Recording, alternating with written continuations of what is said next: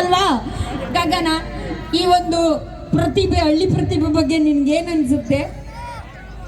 ಇಲ್ಲಿ ಯಾವಾಗಿಂದ ಬರೀ ಹೆಣ್ಮಕ್ಳನ್ನ ಕೀಳಾಗಿ ಮಾಡೋದು, ಕಮ್ಮಿ ಮಾಡಿ ಮಾತಾಡೋದು ಹಿಂಗೆ ಆಯ್ತು. ನಿನಗೆ ಗೊತ್ತಾ ಹೆಣ್ಮಕ್ಳಂದ್ರೆ ಎಷ್ಟು ಪವಿತ್ರ? ಕರ್ನಾಟಕನ ಪ್ರಪಂಚದಲ್ಲಿ ಎಲ್ಲೇ ಹೋದ್ರು ನದಿಗಳಿಗೆಲ್ಲ ಹೆಣ್ಮಕ್ಳ ಹೆಸರೇ ಇಟ್ಟಿರೋದು. ಯಾಕೆ ಅಷ್ಟು ಪವಿತ್ರ ಅಂತ, ಅಷ್ಟು ಶುದ್ಧ ನಾವು ಅಂತ.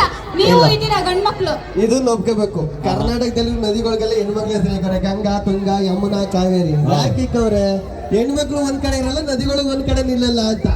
ಅದೇ ಗಂಡು ಮಕ್ಳು ನೋಡ್ರಿ, ಬಟ್ಟೈನ್ ಬಾವಿ, ಭೂತೈನ್ ಕೆರೆ, ಮಾದೈನ್ ಕಟ್ಟೆ ಅಂತ ಇರ್ತಾರೆ. ಯಾಕೆ?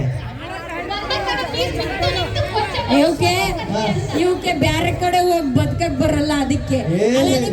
ನಿಮ್ಮದೊಂದು ದೋಸ್ತರ ಸರ್ಕಲ್ ಇರುತ್ತೆ, ಆ ಸರ್ಕಲ್ ಬಿಟ್ಟು ಆಚೆ ಬದುಕಲ್ಲ ನೀವು ನನ್ ಮಕ್ಳ. ಆದ್ರೆ ನಾವು ಹುಡುಗಿರಂಗಲ್ಲ. ಇವತ್ತು ಮಂಗಳ ನಾರೆ ಇನ್ನೊಬ್ಳು ಹತ್ರ ಹೋಗಿ ಅದೇ ಗಾಸಿಪ್ ಮಾಡ್ಕೊಂಡು ಹಂಗೆ ಚೆನ್ನಾಗಿರ್ತೀವಿ, ಹಂಗೆ ಜಗಳ ಆಡ್ಕೊಂಡ್ ಬರ್ತೀವಿ. ಹೌದಕ್ಕ? ಮಂಗಳಕ್ಕ ಅಲ್ಲಿ ಕೂತವ್ರು ಏನು ಮಾತಾಡ್ತಾ ಇಲ್ಲ. ಇಲ್ಲ ಆದ್ರೂ ಏನಿಲ್ಲ, ಹುಡುಗರು ಆದ್ರೂ ಏನೇ ಹೇಳು, ನಾವು ಹೆಣ್ಮಕ್ಳಿಗೆ ಗ್ರೇಟ್.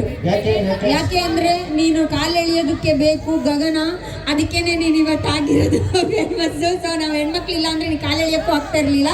ಅಂಡ್ ನಿಮ್ಮನ್ನ 9 ತಿಂಗಳು ಹೊಟ್ಟೆಲಿ ಇಟ್ಕೊಂಡು ಎತ್ತವಳೆ ನಾವಲ್ವಾ? ಅಲ್ವಾ ಮೇಡಮ್? ಹುಟ್ಟಿಸ್ತವ್ರೆ ನಾವಲ್ವಾ?